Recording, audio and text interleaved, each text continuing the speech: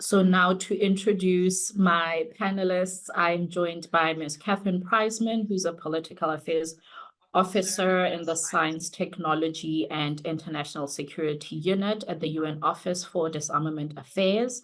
Ms. Priseman is a political affairs officer with UNODA and has been a staff member of the UN since 2013, working on various disarmament and non-proliferation issues from conventional arms to weapons of mass destruction, and she currently focuses on cybersecurity.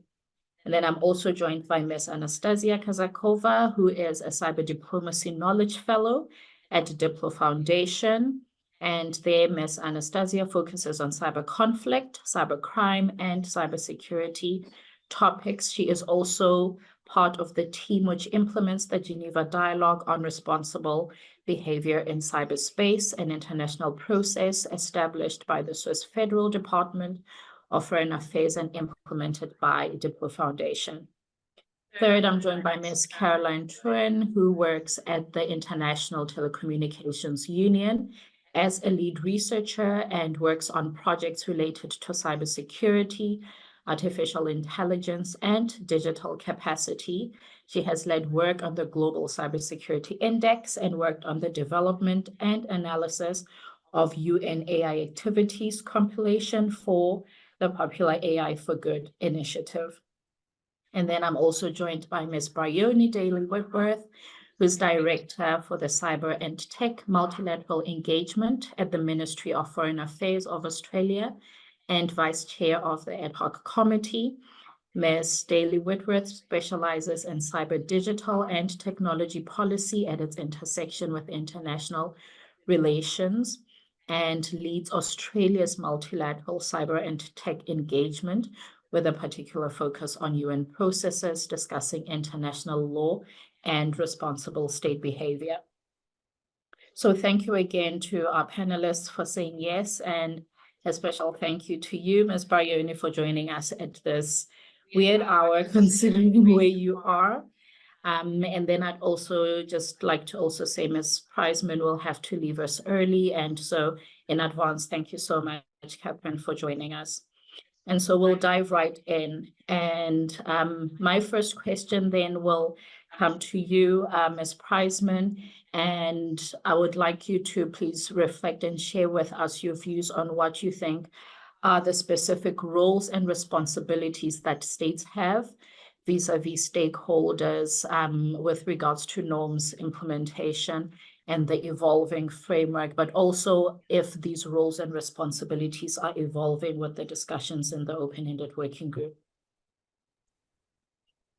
Well, firstly, thank you very much, my friend Mulyehi and Unidir for the kind invitation, and great to be on this wonderful women's panel. It's great. It's the opposite of a manel, which is fantastic.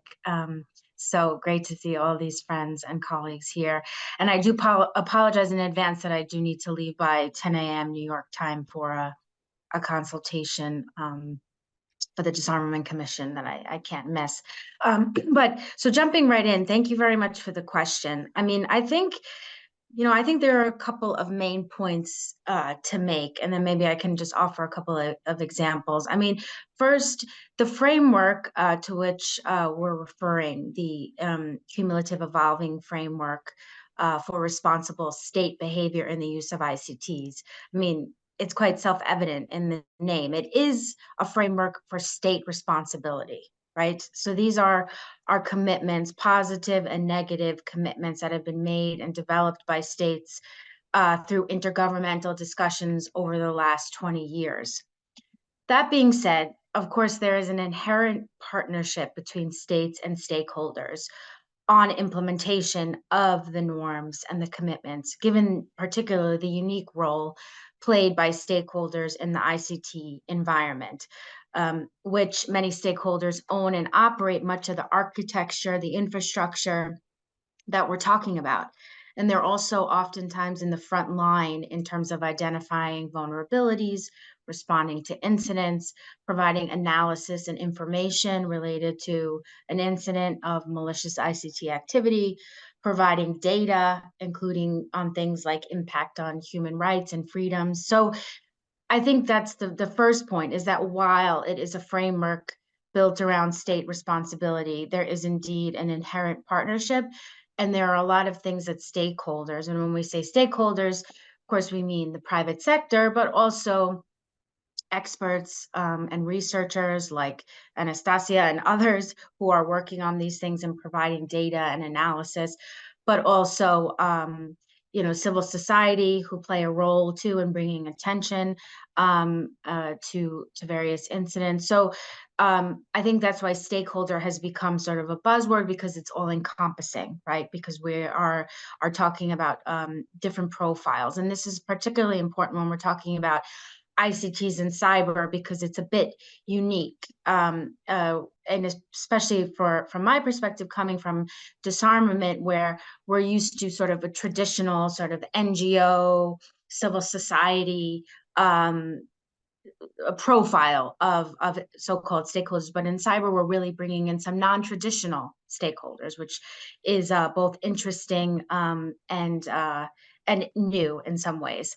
So those are sort of my overarching points, but I wanted to mention specifically, I mean, I had a look again. I'm always, rereading the norms over and over again from different perspectives, right? To ask myself different questions. And so the question about, what are the roles and responsibilities for states and stakeholders? I mean, for states, I think it's quite clear in terms of, if we look at the 11 norms that were first developed in 2015 by the GGE, the group of governmental experts, they're written with states in mind. But if you look at them in terms of stakeholders, really, I mean, nearly all of them, I would dare to say all of them, there's a role for stakeholders. Some, it's a little bit more apparent than others. For example, let me see, if we look at the norm I, which is about states should take reasonable steps to ensure the integrity of the supply chain, and also prevent the proliferation of malicious IC tools and techniques and the use of harmful hidden functions. Well, if we think about the supply chain, many stakeholders are involved in the supply chain, right? This is not something that states themselves have a monopoly over. So part and parcel of implementation of this norm is understanding the supply chain, who owns which parts of the supply chain, who can provide information. Similarly, J, the norm J, states should encourage responsible reporting of ICT vulnerabilities and share information. Well, vulnerabilities in software, vulnerabilities in infrastructure. The front line often are the companies that develop, disseminate, that provide those updates to patch vulnerabilities. So just to illustrate some of these norms, it's quite clear that the role of the stakeholders quite clear. But then in terms of other ones, I mentioned briefly the norm related to respect for human rights and freedom of expression. I mean, I think here it's not just states, also, of course, fulfilling their human rights obligations, but stakeholders. And here I'm not just talking about private sector, but civil society and researchers, to shine a light on what's happening, on data, on an analysis of what's happening. And then, of course, the norms related to cooperation and capacity building, and requests for assistance. I mean, again, it's very clear that stakeholders, again, will play an important role. So all this to say, just to provide that sort of a bit more detail, I think, it's undeniably a partnership here that we need. And then finally, just to sort of close, I mean, in terms of the evolution and the discussion, I mean, this is something that we continue to discuss in the open-ended working group. And the vast majority of states are very clear that to have a meaningful discussion on norms, but also the other aspects of the ICT security discussion, like application of international law, confidence building, stakeholders have an important role to play. And there are many ways that they can engage, either directly with states through their own initiatives. For example, multi-stakeholder initiatives like voluntary codes of conduct, like the Paris Call, or publishing papers, taking policy positions. in addition to sort of more of the technical roles I mentioned before, in terms of setting parameters for patching vulnerabilities and engaging in supply chain security. So very broadly, critical importance, both directly and indirectly in cooperation with states. So I think I'll leave it there. Thank you very much. Back to you. Thank you so much, Catherine, especially for also elaborating on the specific norms and how we can read them. And like you said, there's usually something new to learn sometimes as you go through the norms again and look at them through different lenses, especially with the evolution of time as well. And now I'll go over to Anastasia. And here my question is on the practical utility of norms, which some states and stakeholders have argued that proper implementation of norms, so taking them out of the reports that we have, but actually implementing them can actually help states respond, manage, or even mitigate malicious incidents. But what does this actually mean in practice, based on the kind of work that you've done and your observations? Thank you very much for this excellent question. Also a great pleasure to be today and discuss all of this. I just briefly want to complement what Catherine also shared regarding the different profile of stakeholders that are indeed really critical for implementing some of the norms. This is what we try to do within the Geneva dialogue process, to look at with a number of the stakeholders coming from civil society, academia, technical community, mostly from open source community, and industry, which is really diverse. We have banks, healthcare sector, big tech companies, cybersecurity companies, and we do try also to have as much as possible diverse organizations and experts in the dialogue. And sometimes it's really a bit challenging because there's so many different views and interests. And also all the stakeholders have really different understanding of what the norms are, and many of them really have zero knowledge about the norms. So we also try to build the capacities and the common knowledge across all of these experts. And speaking of the norms on the supply chain security and vulnerabilities that we looked last year, indeed, the private sector and the industry, probably the stakeholder that has most of the responsibility and expectations from others to implement those norms. However, we also have discussed a lot the impact from vulnerabilities that could produce harm for civil society, for the spyware or any other malicious programs. And there's definitely a lot of interest also from the civil society, advocacy groups, and other stakeholders. So we tried indeed to capture all of these, why stakeholders think these norms could be implemented, why they can't be implemented, in which particular context, which good practices could be also shared. So we'd be happy to share the result of the last year work. It's definitely not exhaustive material. We on the road to conduct more sort of the dialogue sessions to learn more.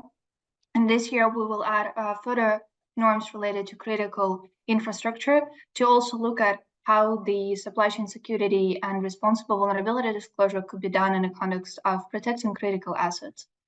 To your question, Malahi, I also wanted to just give a couple of the points. Definitely the implementation of the grid norms and confidence building measures, I would add them here as well, requires capacities, and it goes with capacity building. And during the last session of the WG, we've heard that delegations addressed the chair's questions on the implementation of the norms related to critical infrastructure protection and the integrity of supply chains. And the majority of the delegations shared their own experience of building institutional, legal, and technical measures at the national, regional level to implement these norms. What are those in particular? So definitely includes establishing specific legislations, building public-private partnerships to have an up-to-date threat intelligence, ensuring proactive identification of ICT incidents and threats, but also encouraging information sharing between critical infrastructure entities and other entities to make sure that government is not always needed to be involved in those type of the information sharing. encouraging responsible vulnerability research and disclosure, providing transparency on your approach to domestic stakeholders, but also to international partners by sharing relevant national policies, strategies, and views on how what's the approach to deal with ICT incidents or the use of ICTs for malicious purposes. In practice, though, we know that it's not a simple 5 or 10-step instruction. It all takes time to build the maturity and institutional and legal framework, but also to gain trust of the domestic stakeholders, of the other relevant stakeholders, so they would be open to help you as a government to make this framework work. They are open and have sufficient trust to share with you the incident information, threat intelligence, vulnerability information even. They are incentivized to implement the security measures established by your national laws, and they also incentivized to help you to improve those laws so they actually keep up with the technological developments. But there are a number of the challenges that different states face, particularly the challenge that many developing states face these days is a lack of control over the technology providers.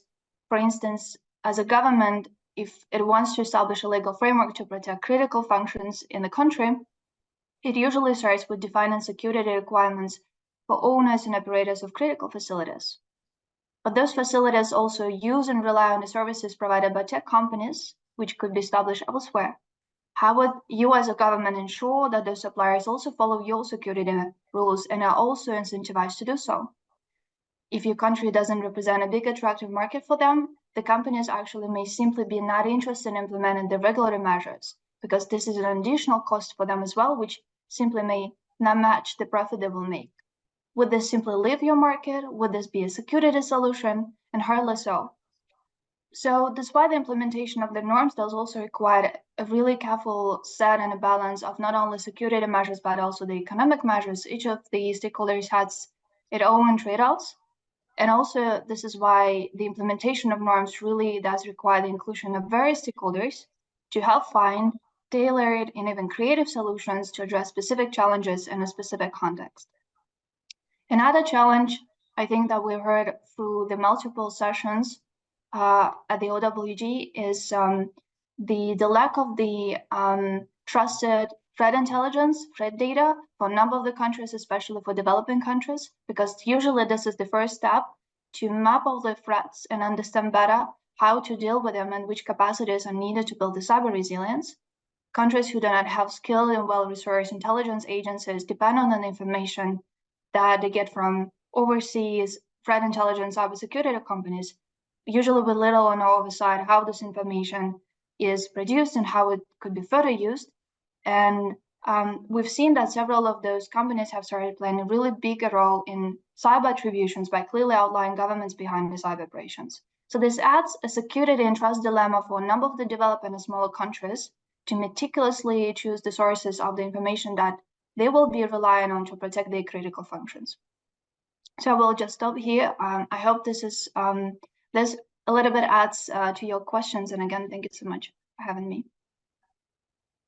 Thank you so much, Anastasia. You've raised a lot of interesting points, especially around the challenges. And I know it's interesting to me that one of the challenges, that lack of control over different vendors in domestic jurisdictions, is definitely something that needs to be looked at, especially if it has an impact on implementation of norms in the way you've set out. So thank you so much for that.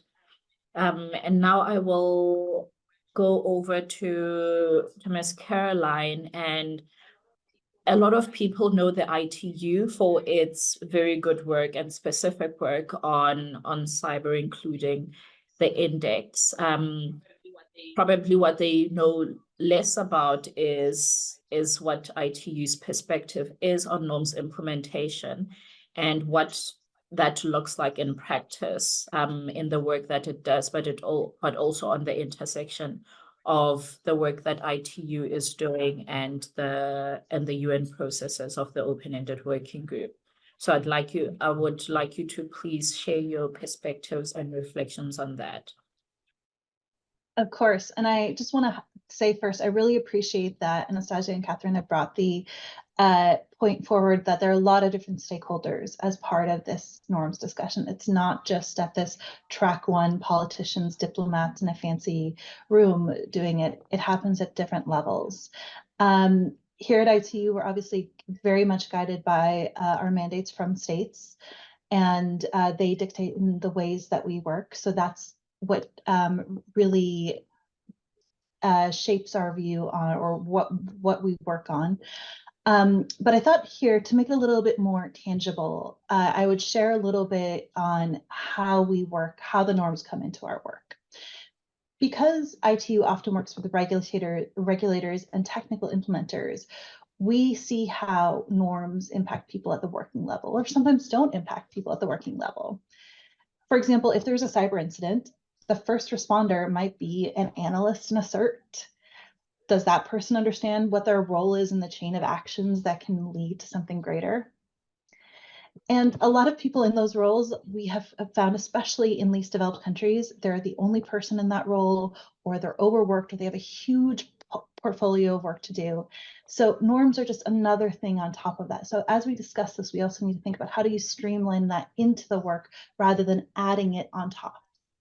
They're also under-resourced when it comes to tools and capacity. So if we're developing tools, or if there are tools like private sector actors who are developing tools and services, how can the norms be part of those tools? So again, you're not adding something for somebody to think on top, but it's integrated. How can we bridge this gap? Well, we've found that exercises are really important. And I know Unidir does amazing simulations.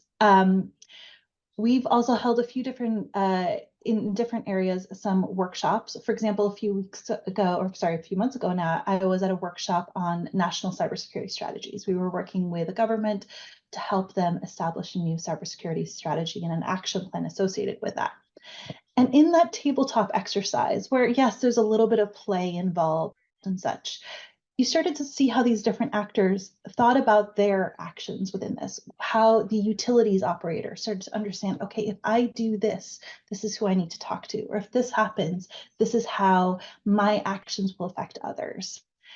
It's a very simple exercise. We're not reinventing the wheel here, but it's incredibly impactful, because the more they can create that pattern of thinking, then that can influence a more impactful national cybersecurity strategy and action plan that then feeds into responsible state behavior. Likewise, in our cyber drills, we've seen how playing out different scenarios in different ways helps people really understand how to apply these norms on a practical level, in addition to enhancing their incident response capabilities, and form those informal networks between countries and teams that are needed to help bring things forward.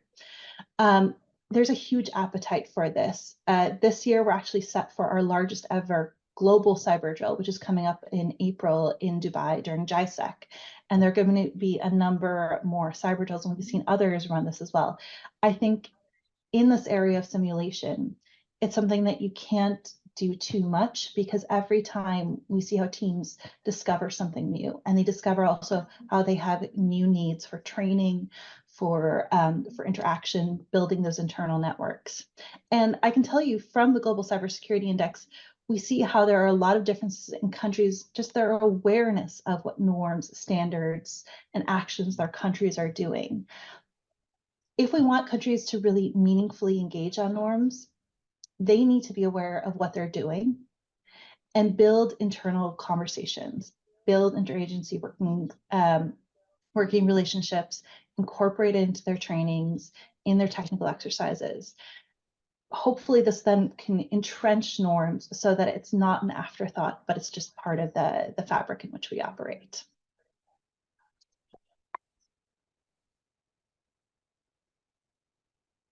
Thank you so much, Caroline. And again, you've stressed the point that Anastasia and Catherine had raised, that so much of norms implementation has to be, to use your word, streamlined into what is already there, so that it is not an extra thing or just a tick box exercise that member states have to do for it to really be impactful. But the regulatory and standards environment, I think, has also burgeoned so much in the last few years that there are so many things that states and private sector entities also have to consider, and more streamlining might help in a big way.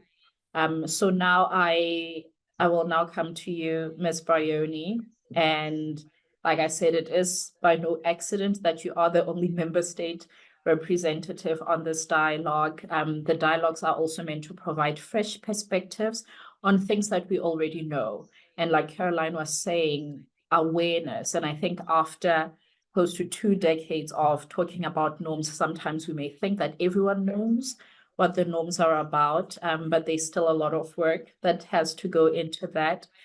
So my question to you again is on reflecting on the roles and responsibilities of states and stakeholders on norms implementation, and to also understand from your perspective how Australia does this, and what you think the evolving conversations around norms implementation are going, and what we can be doing better in that space.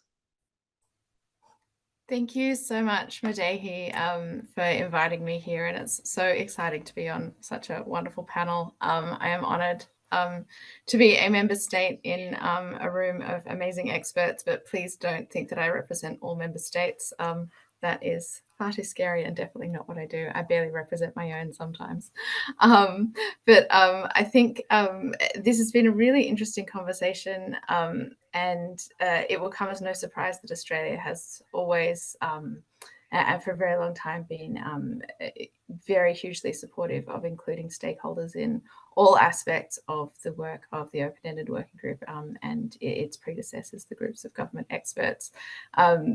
Because we know that as threats evolve, it's only with partnering through states, stakeholders, the multi-stakeholder community, the private sector, civil society, the technical community, that we can mitigate those evolving threats and risks. And they are evolving and they are very scary. But I do want to be clear up front, as Catherine said, and Australia agrees with this position, that the decision-making of these forums, such as the open-ended working group, remains the purview of states. It is up to states to decide what states should and shouldn't do in cyberspace.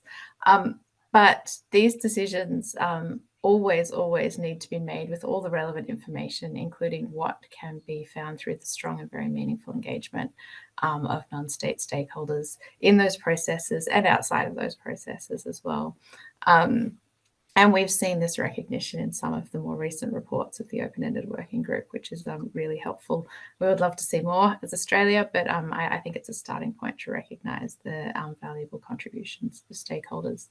But as others have said, it's not just the reports, it's not just the words on the page and the recommendations that are developed that require that partnership between states and stakeholders. It's absolutely crucial to any implementation of the agreed norms. And I love, Catherine, that you read them nightly. I have my little book that I am constantly referring to, but not everyone on the line may know about all of the 11 norms and can recite them. But I will talk about a couple of them. But it is, when you look at the norms themselves, and I think this goes to something that Anastasia was saying, the whole point of the norms is not just to sit there and admire them, it's to use them and to implement them. And it actually goes back to how the norms themselves were developed back in 2015 by that group of government experts, which was the GG at the time looked around at what states were doing to protect themselves from malicious cyber activity and promote international peace and stability, and collected that into best practice. And so when we look at the norms and the norms implementation, I always say every country, no matter how big or small, when you look at the norms, even if you've never heard of them before, that country will have implemented some of the norms to some extent, because it is, a lot of them are just best practice and just common sense to a certain extent. So no one is starting from scratch. Everyone has somewhere a baseline, every country, in the way that they are implementing these norms. And I thought I would talk about a couple of them in particular, given some of the focuses that we've had in the open-ended working group recently and the framing of this conversation. one of the points is around the protection of vulnerable sectors. And here, usually we are currently talking about critical infrastructure, and we have 3 norms on critical infrastructure. One about states not knowingly supporting activities that are a contravention of their international legal obligations that would intentionally damage or impair critical infrastructure. One about taking appropriate measures to protect critical infrastructure, and one about responding to requests for assistance from other states whose critical infrastructure might have been targeted by malicious cyber activity. And this norm is becoming, these 3 norms are becoming much, much more important, because we are seeing things like pre-positioning on cyber capabilities on civilian critical infrastructure, things like industrial control systems. And this is in a way that we can see no justifiable reason for cyber intrusions. Sometimes under international law, there might be a justifiable reason. Here, when we're talking about industrial control systems, when we're talking about civilian critical infrastructure, we're seeing a lot of instances without any justifiable reason, without any reason at all why another country should be there. And that obviously has the potential to cause really disruptive and cascading effects, not only within a country, but across borders as well, particularly in heightened geopolitical tensions and times. This is very, very scary. And different states have different priorities and different classifications of what they think critical infrastructure is. Could be critical infrastructure in one country. Ports is a huge one for Australia, for example, is not going to be critical infrastructure for a landlocked country, a port, for example. And so it's up to countries to decide for themselves what their critical infrastructure is. But most countries, not all, but most countries' critical infrastructure is operated by the private sector. It is not state run. So in order to have and implement these norms, we look at things, and in Australia we do things like we raise awareness of threats. We work really closely with our critical infrastructure operators around threat intelligence and threat sharing, particularly around cyber threats, and have really clear and transparent regulation about what is required. And it is a higher bar for critical infrastructure operators. They have to meet a much higher bar for cybersecurity than a regular business, for example. And I think we look at the way that other norms need to be implemented. I think a couple of you have already mentioned Norm I, which is around integrity and stability of the supply chain, and also preventing the proliferation of malicious ICT tools and techniques. And here, one of the wonderful things about this norm is that it kind of comes from stakeholders already. When Australia looks at implementing this norm, we look at the Prague proposals in particular, which is a wonderful sort of stakeholder group that I think is actually meeting next week in Prague, to update those principles. And these are principles that go and look at all sorts of different parts of how supply chains, and particularly around 5G and telecommunications networks, should be protected and implemented. And they all start off by saying that it is a shared responsibility of all stakeholders to drive supply chain security. So we start at that baseline, and I think that's where that's sort of we need to live and breathe that, particularly around transparency of regulation, law and policy, and equitability, because when we're looking at supply chains, we're looking at things across borders, and transparency is absolutely imperative for countries and companies and those working in supply chain to understand the comity issues, so the different regulation across different countries, in order to be able to comply without breaking any laws. And then on the proliferation of malicious tools and techniques, this is one that I think Anastasia, Caroline, you've both also said absolutely imperative to be implemented in partnership with other countries, between countries and stakeholders. And this is something that we're seeing more and more of a risk. We're seeing growing commercial markets for intrusive cyber capabilities, and those commercial markets are providing tools and techniques that once were only the purview of states, and now are on the market for any person really to buy and use. And this provides a really scary environment, right, for exploitation. So the idea of having clear limitations on these capabilities is very important. And that's where our framework comes into play with our norms and international law to provide those limitations. Because some of these tools do have legitimate uses under the right circumstances. So we're not talking about regulating the capabilities, particularly around our framework. We're talking about regulating or providing guidance and guardrails around the use of those capabilities.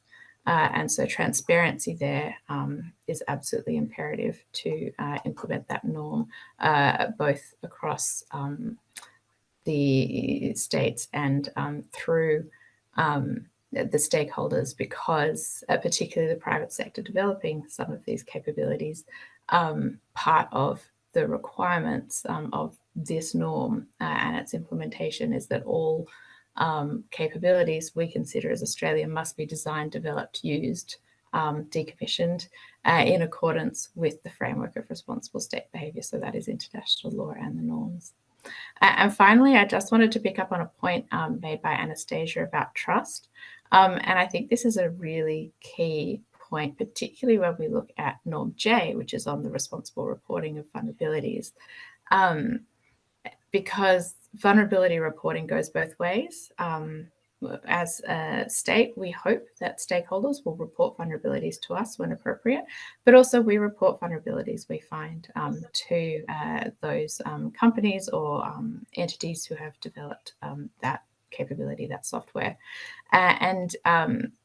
Our Australian Signals Directorate, as an example, has a very clear vulnerability reporting principles mechanism because sometimes that entity discovers security weaknesses or vulnerabilities in technology, and a lot of the time this is unknown to the vendor. So we have a starting position where we find a weakness, we will disclose that weakness to the vendor.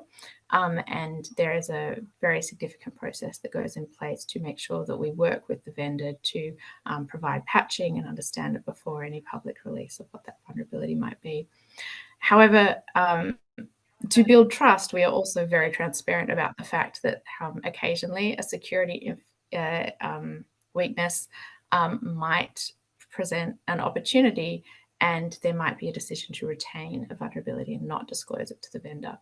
And this is not a decision that is taken lightly. There are a lot of principles that go into play in this decision, and we have worked very closely with industry partners to develop those principles.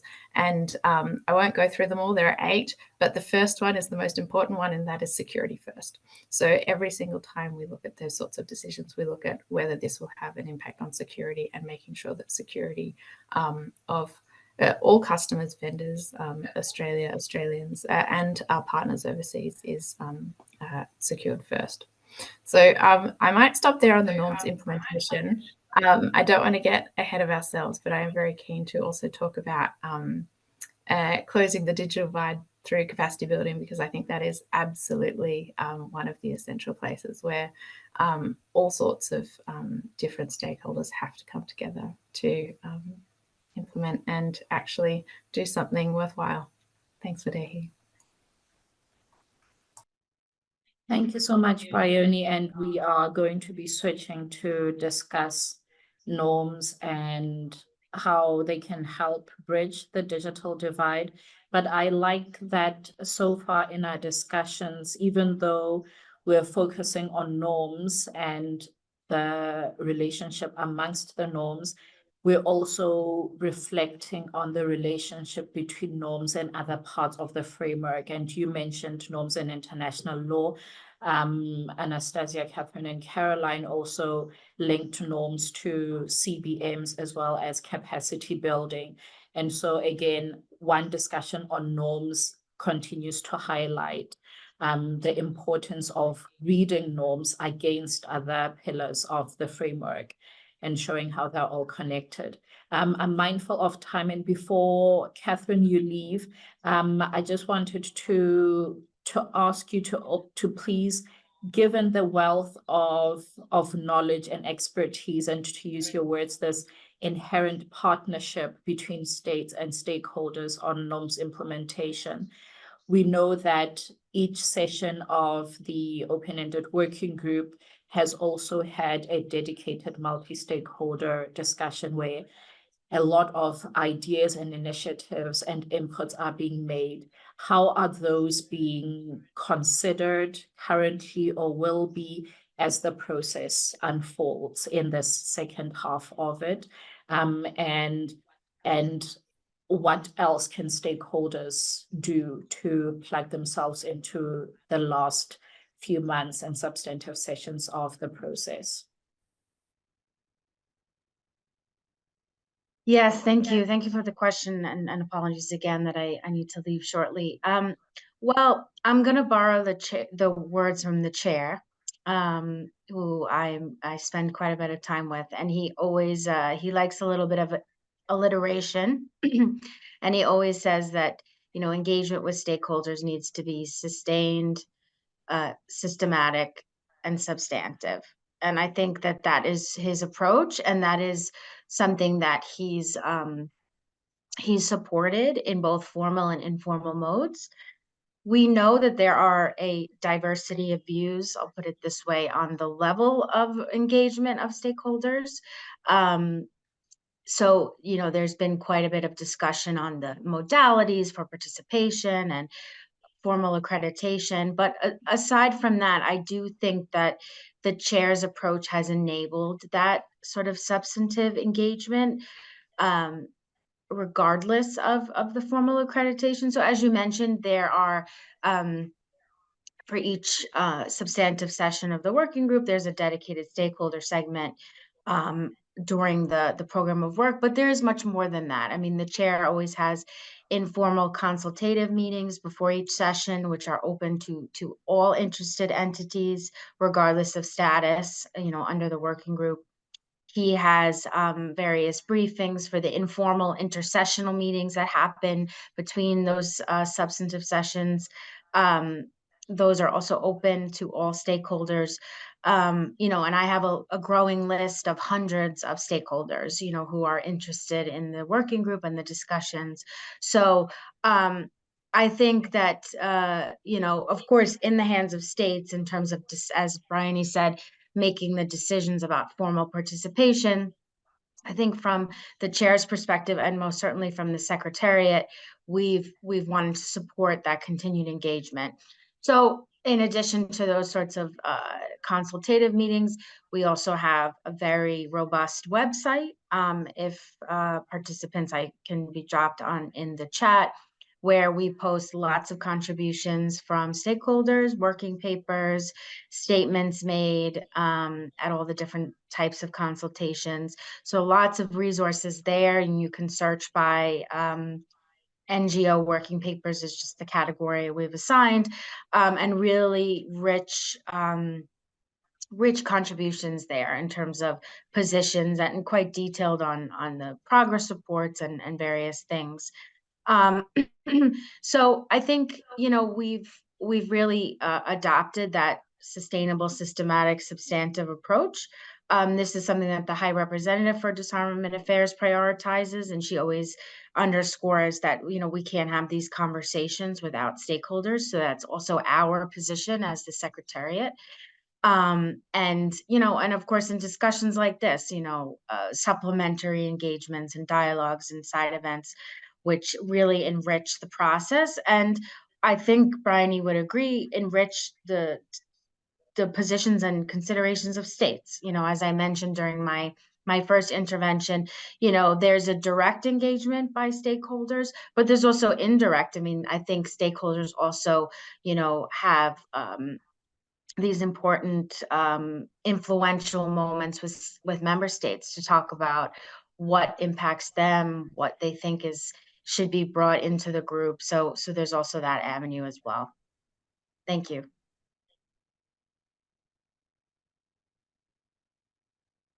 Okay, thank you so much, Catherine. And again, thank you for joining us, even though you have to leave us in a few short minutes.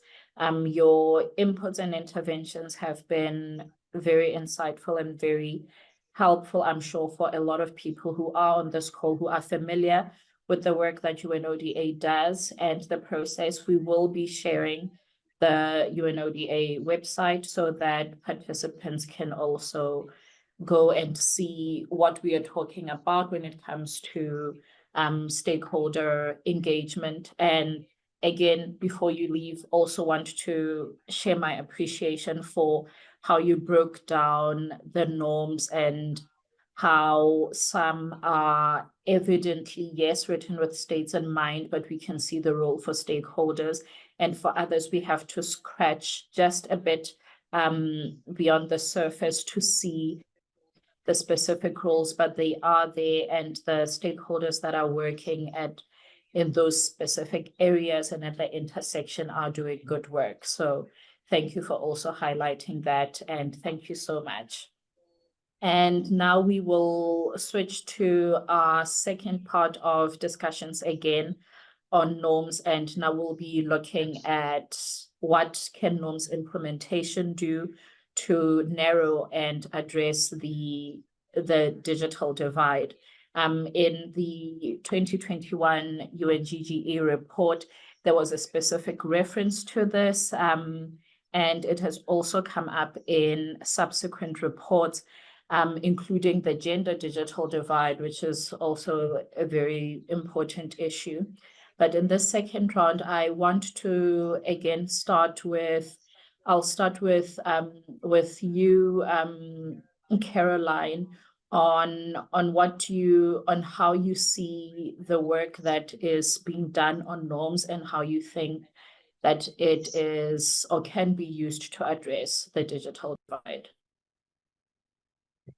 Thank you for that. Also, thank you because it lets me bring in the work that we do on the Global Cybersecurity Index again.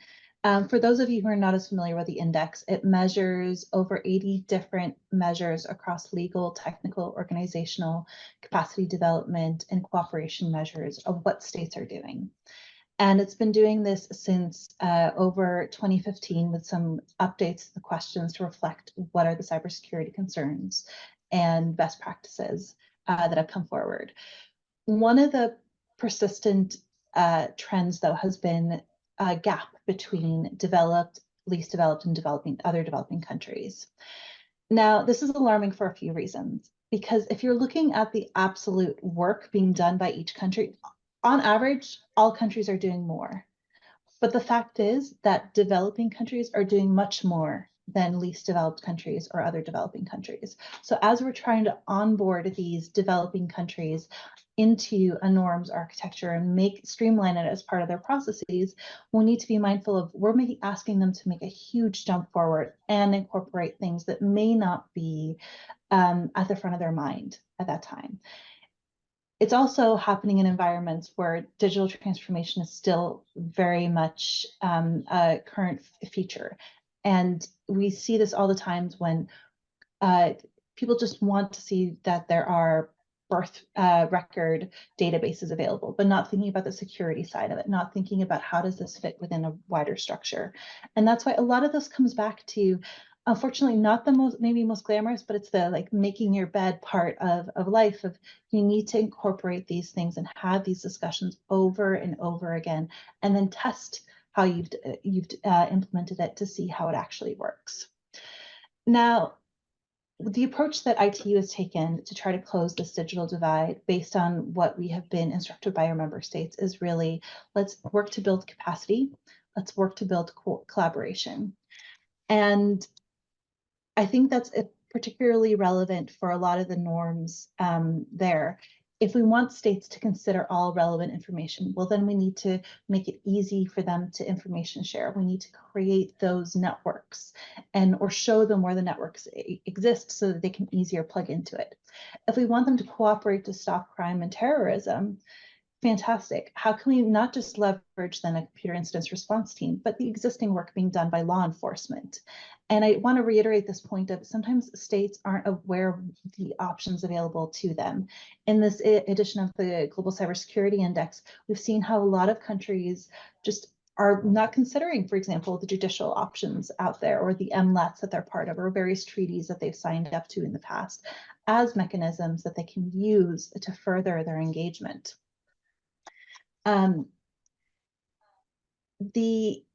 Ensuring that there is then also responses to requests for assistance, means that you need to have clear definitions of what's going on.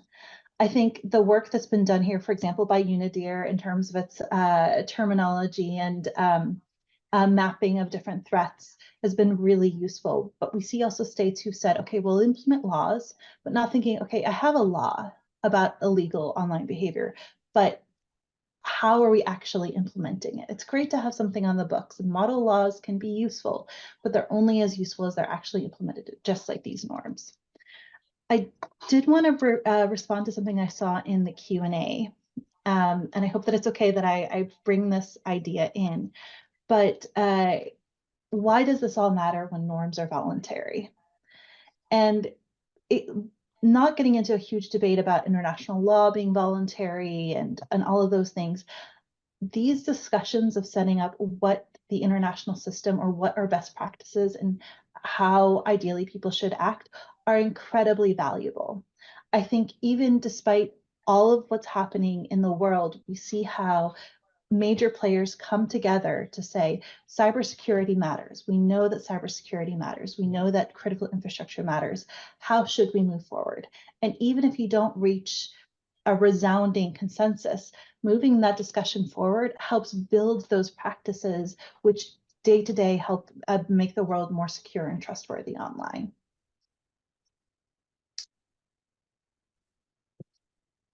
Thank you, Caroline, for already starting to touch on the question in the Q&A. And I would also encourage you, Anastasia and Bryony, if it's possible, to also include responding to that question in your next interventions. And I'm going to ask you the same question, Anastasia, which is around how the work on norms that you're doing also considers the issue of the digital divide and the objective of narrowing it. Mm-hmm. Thank you very much for the question. So for those who don't know, DIPLA is a non-profit organization. We provide capacity building to support small and developing countries so they could represent themselves and to meaningfully contribute to international discussions. We do provide neutral, unbiased capacity building and internet governance cyber diplomacy topics. And we also assist the diplomatic community, the private sector, civil society, and the technical community. So again, they would be feeling more confident to participate in global policy processes and have a greater voice in shaping the overall evolution of cybersecurity, cyber diplomacy, and digital policy. We do so in through a number of the projects. One of the main elements of our work is a cybersecurity courses, online courses, cyber diplomacy courses, and digital policy courses that we provide to really diverse community of experts. The trainings, the diplomacy trainings, the examples would include particularly the Women in Cyber Fellows that we provided last year, if I'm not mistaken, and cybersecurity diplomacy training with the OAS countries, but many other examples. We do also provide the research and analysis on the current processes, whether within the first committee of the UN, the third committee of the UN, or any other other topics related to digital governance. And we do so through the Geneva Internet Platform and also DIPLA operates Digital Watch Observatory. It's the portal where we share the analysis on those processes, but also monthly briefings and newsletters. One of the recent developments that we try to incorporate more in our work is the use of artificial intelligence. We try to see how AI could actually be more helpful to speed up and improve the quality of reporting, negotiations, forecasting, and other diplomatic functions. We try to develop our own AI-powered reporting app. We call it DIPLA AI. Basically, this is a tool that actually helps to automate the reporting of the many processes, diplomatic processes. And they've been really successful cases already. Last year, DIPLA AI was successfully used in analysis and reporting of the UN Security Council debate. And then we also provided our tool for the UN Internet Governance Forum and the Global Cybersecurity Forum. So the tool is still being developed, actively being developed, but we clearly see that the reporting can be really beneficial for smaller developing countries that do not have the human and institutional capacity to participate in numerous human processes and meetings. And another example where I'm personally involved is, again, the Geneva Dialogue. As I mentioned, we gather over 50 experts literally from really diverse backgrounds. And one of the challenge for us is to keep all of these people motivated to contribute their time and expertise. And that's why we try to, in addition to the dialogue phases, we also try to incorporate the capacity building elements. We call them master classes. There's a completely virtual activities where we try to invite either diplomats or senior experts to help them build this common knowledge across really diverse experts coming from academia, civil society, industry, and technical community. And that was really one of the helpful exercises that we do in terms of targeting the digital divide, because we also have a number of the organizations that are based in the global south countries, and we also try to make sure that they could learn from the organizations and experts that are based in countries with the more mature approaches to cybersecurity and cyber diplomacy.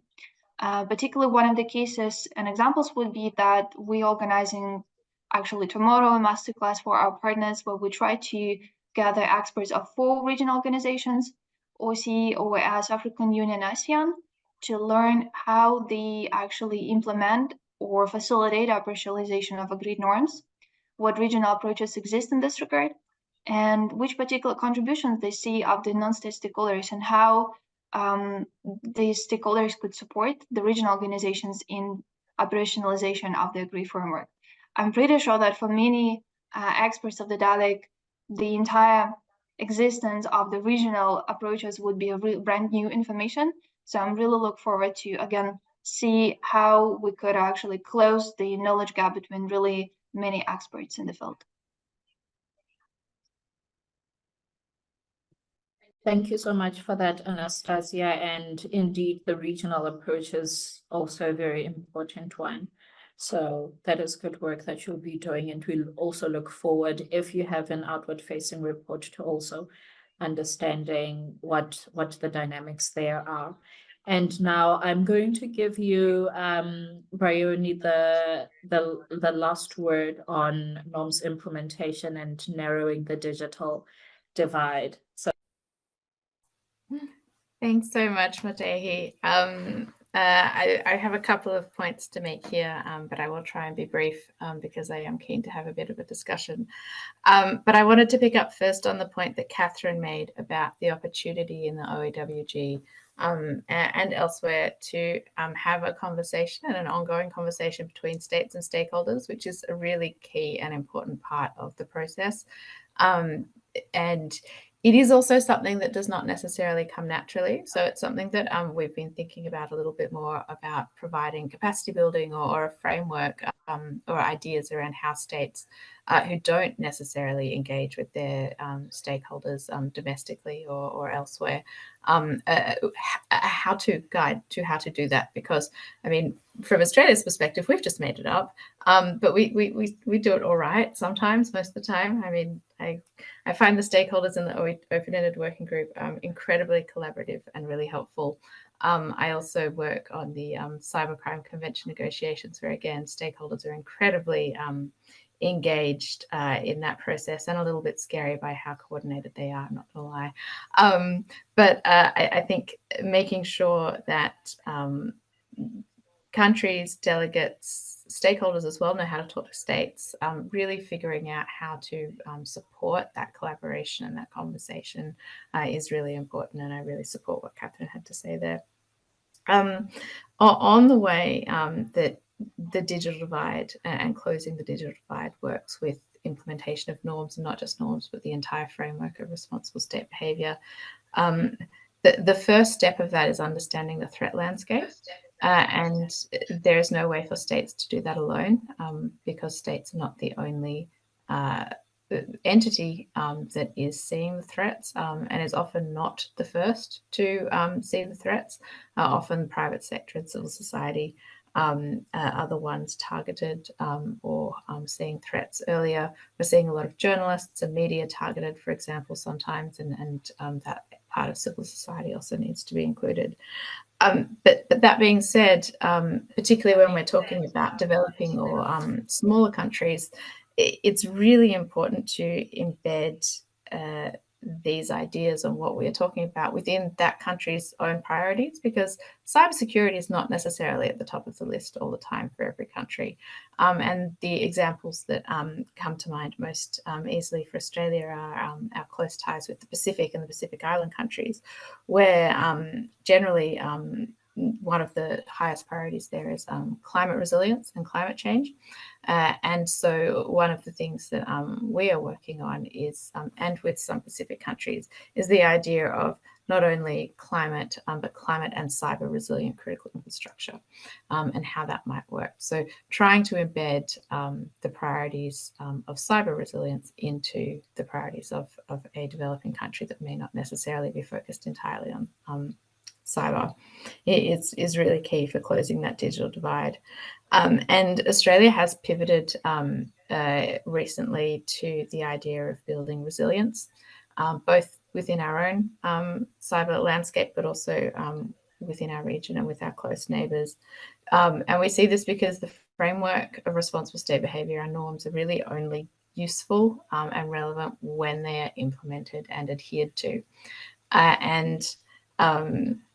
We don't live in a fantasy land. Not every state is implementing and adhering to, and the adhering to is the really key part here. Some countries and other entities and proxies are flouting the norms and international law, and malicious cyber activities on the rise. So when we say we're building resilience, what we're saying is we're trying to build up the ability of all countries to protect, and also understand that that doesn't mean that they won't be targeted. And when targeted, trying to build up a system-wide approach that makes sure that the effects of malicious cyber activity are minimal, and there is an ability to bounce back very quickly. And we call that resilience. And so that's really one of the focuses around what we do on capacity building. And it inevitably involves implementation of a lot of the norms, particularly the critical infrastructure norms, the norms on certs, and other norms around how we use those norms to build resilience across the region. And I think the UNIDIR work and some other projects are really key here, because the OEWG and the GGE, the Group of Government Experts in 2019 to 2021, have really been focusing on best practice implementation of the norms, so setting a very high bar. But one of the wonderful things about the recent UNIDIR projects is really providing baseline. What is the bare minimum that a country needs to do to be protected to implement this norm? And I think looking at it from that perspective is also really, really helpful, because it sort of gives a spectrum of activity and something to work towards. And as I said before, most countries, when they look at that list of baseline, will be able to tick off, I think every country will be able to tick off something somewhere. And the other part where I think it's really important to think about the role of stakeholders and states in closing the digital divide in relation to the framework of responsible state behaviour is when we look at gaps analysis. So civil society is absolutely essential when we look at analysis and evidence on an on-the-ground understanding of where capacity building is needed, what the gaps are in implementation. States can look at it ourselves, but often it's very difficult, and we have funded a few projects that do this around the region, where you talk to just one entity, and governments, much as we pretend otherwise, often have difficulty talking across different agencies, different departments, and figuring out exactly what everyone does. So bringing in an overarching analysis is really key there. And that really helps develop targeted capacity building programs that actually address the challenges to implementation as they are found through a rigorous analysis process. Also, on the flip side of that, providing usually a very objective way of monitoring and evaluating implementation as well by states and stakeholders. And here I will plug the survey on the Unidir Cyber Policy Portal that provides a really useful tool for countries, but also for others, to look at how they are implementing the norms and the rest of the framework. And finally, just another plug, because it was mentioned briefly by Anastasia about closing the gender digital divide. And obviously there are many, many ways and places where the gender digital divide is obvious and needs to be worked on. But one that is very close to my heart is looking at leadership and decision making of women in these processes and in cyber policy. And it is in fact where Madehi and I met many, many years ago in the Women in Cyber Fellowship, which the genesis of which is the idea that peace deals stick better and last longer when women are at the table. And we have seen an amazing amount of work through bringing mid-career women diplomats into these conversations from all over the world to really provide a perspective and an atmosphere that is incredibly encouraging throughout the UN processes. And then you asked us, Madehi, to have a crack at the question around norms being voluntary. Very happy to do so. And why would we care about them if they're voluntary? Norms and international law complement each other. International law is binding legally. Norms are at the level of a political commitment. So all countries have agreed by consensus to abide by the norms at a political level, not at an international treaty level. That doesn't mean that there are no consequences. It just means that the consequences of not abiding by the norms are not legal consequences. So you're not going to have someone take you to the ICJ or do something like that if a state doesn't abide by their political commitment, take you to the Security Council, for example. There are still consequences, and these consequences range from all sorts of different things. So we can look at diplomatic consequences if a norm is broken. These are the sort of response options we see in deterrence of malicious cyber activity.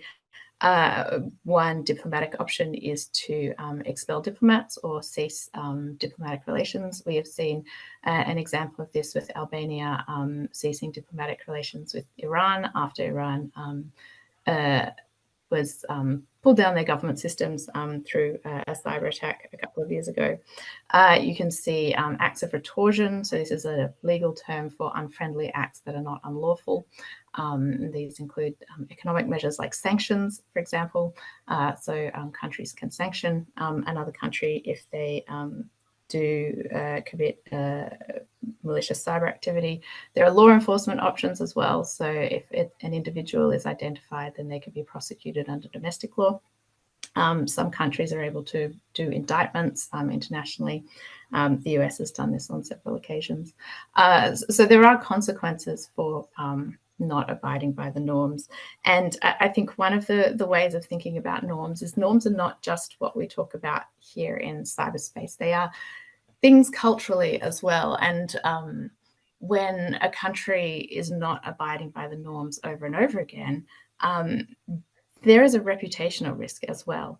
And one of the examples I gave in a recent side event, I was sitting next to Switzerland, so I'm going to use that example as well, was if my Swiss colleague who was sitting next to me had COVID, wasn't wearing a mask, came to this side event, coughed all over me, and then went off, and then I get COVID, I'm going to be pretty upset.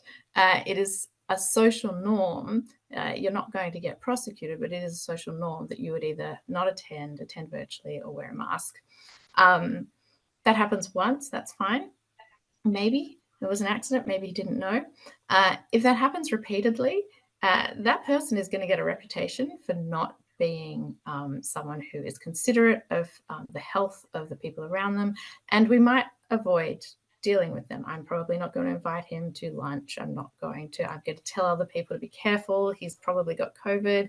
He's not wearing a mask. So then he stops getting invited to things. He stops, you have these consequences because you haven't been abiding by this social norm, which is not legally binding, but it is a social norm. So the norms in cyberspace are kind of similar to that. There are specific actions that can be taken in response if a norm is broken, but there are also reputational risks around this as well, and a bit of ostracizing in the international community sometimes.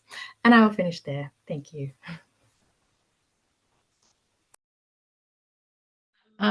Thank you so much, Bryony, for your input on that. I do have a question directed specifically to you from a colleague of ours, Claudio, from the Brazilian delegation.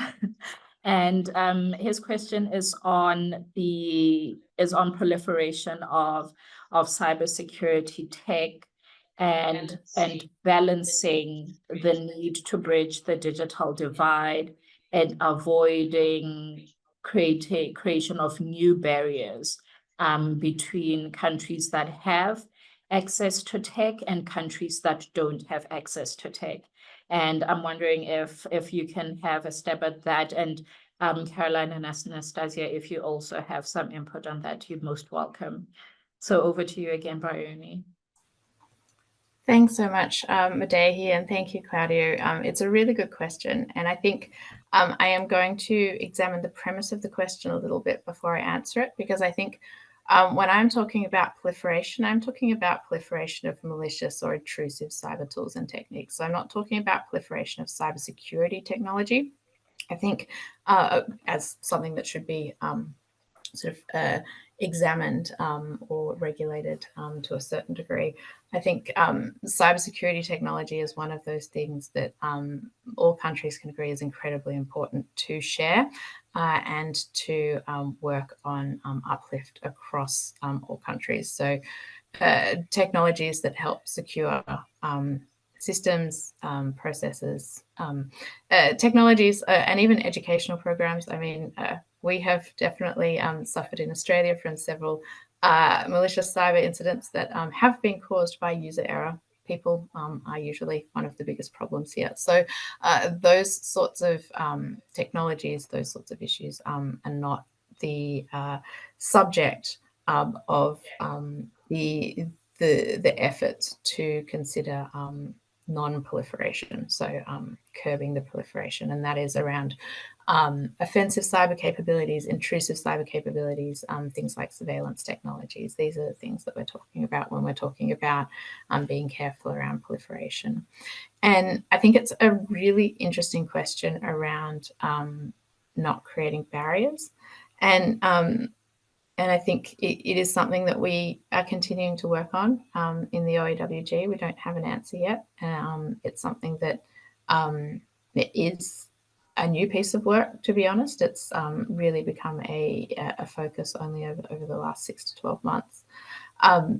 But one thing that I think is really important in not creating these barriers is having all the countries and stakeholders, but all the countries involved in the discussions and the decisions about what to do with capabilities, particularly offensive cyber capabilities, which, for the record, Australia is very transparent about, and we promote transparency.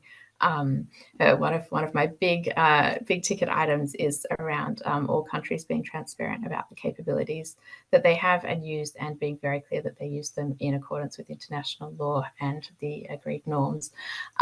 But I have found sometimes that countries without capabilities less interested in discussing what rules should apply to those.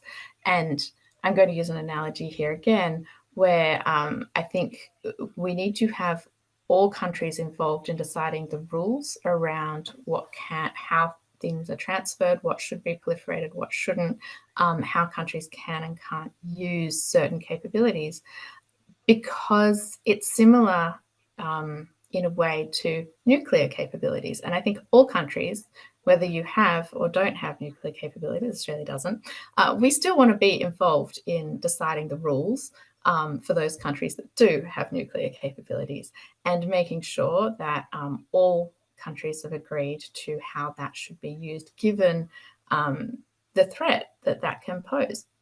So similarly, we see a lot of threat in the cyber landscape, and we think that all countries need to be involved in the discussion and the decision making there. And I think that helps with breaking down those barriers as well.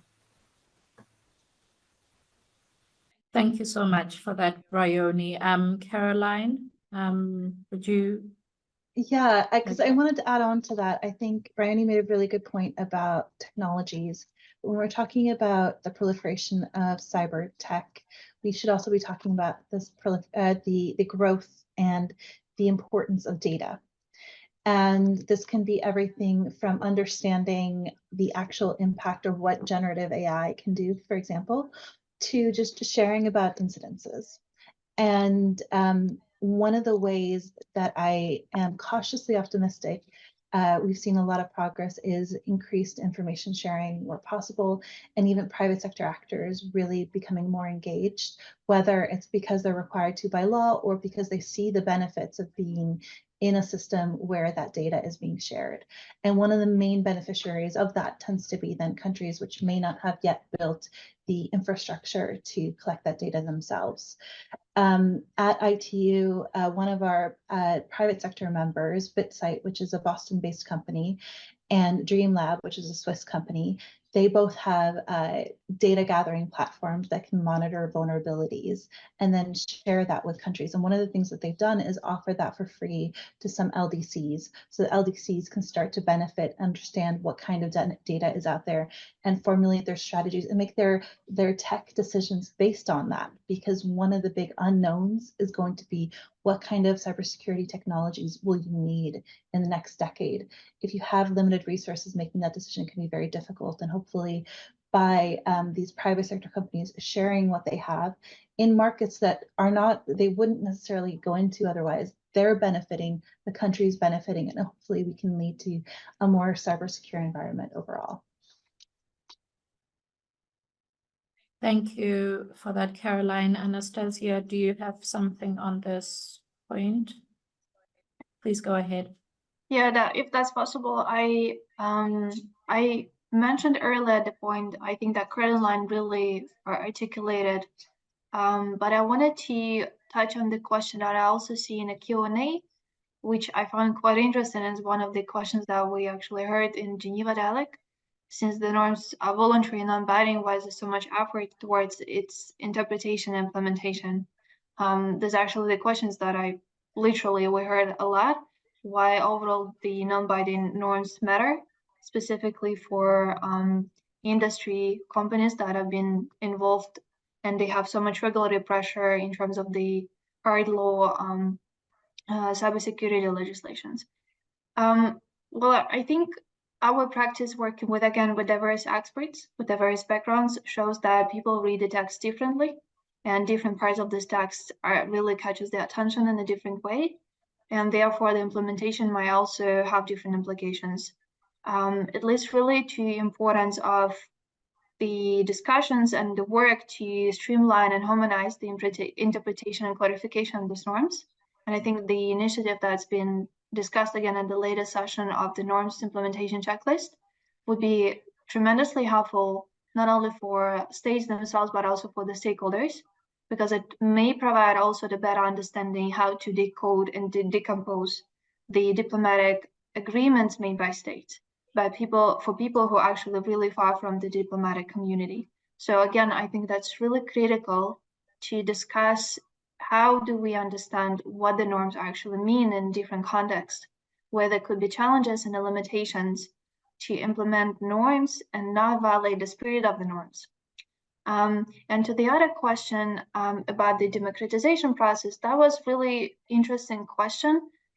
I think that's a question would be really appropriate more to the experts who have been directly involved in UNGG.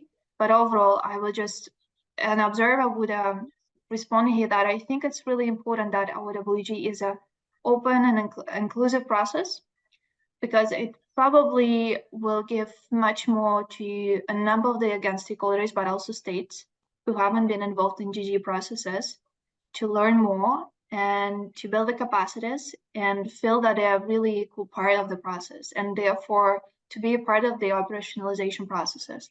So to me, it's a question of the probably better quality, in the sense that how the inclusivity and openness process could help that more and more states would be feeling equally responsible to make this normative framework work.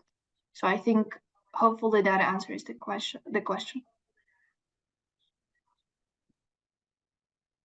Thank you so much, Anastasia.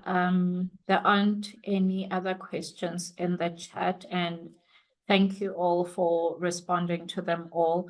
We are down to the last 2 minutes, and it is impossible to summarize what has been discussed, but I think we've achieved what we set out to do with convening the cyber dialogue on norms, which was to re-engage partners, to re-engage participants again on these discussions outside of the substantive sessions, to re-infuse some freshness and also introduce different perspectives on the discussions. And there are a number of really interesting things that have come up.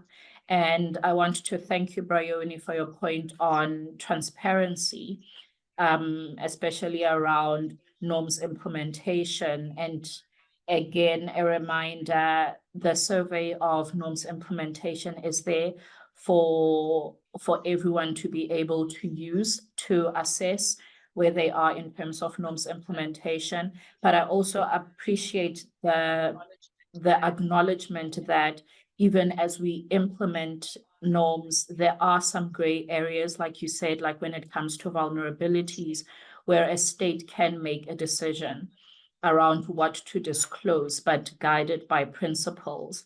And this is also related to what you said about the design and use of tools being in adherence with the norms, which is something that is also very useful.